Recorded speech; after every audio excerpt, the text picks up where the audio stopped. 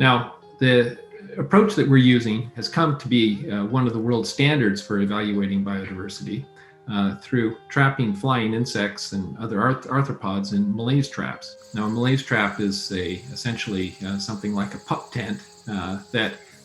intercepts flying insects and directs them into the top of the tent, where they're collected in a jar for later analysis. Now, the simplicity of that system makes it possible for one to sample over very long periods in many different locations without human supervision. All you need to do is go and collect the bottles periodically and bring those bottles back to the lab where the contents can be analyzed. And we are identifying those species using metabarcoding technology.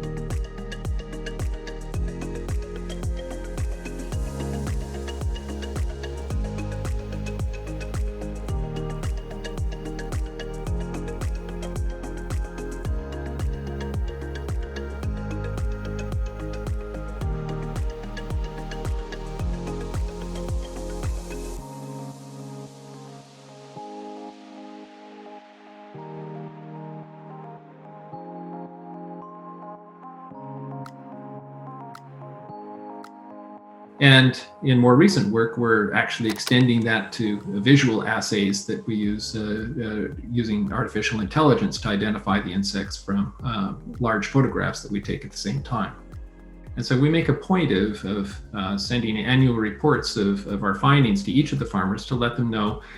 what are the species that are present on their property. More importantly, the information that comes forward every year also can help them to make decisions about whether there are pests that they're being exposed to that perhaps they might be interested in doing something about, or more importantly, whether the restored areas are working in terms of sustaining pollinator services that are so essential in making sure that their crops are productive every year,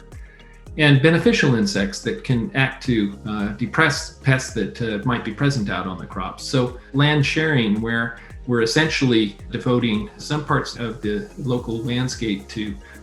sustaining biodiversity, but at the same time sharing that larger landscape with agricultural production, can be a very effective way of sustaining much of the natural biodiversity that occurs.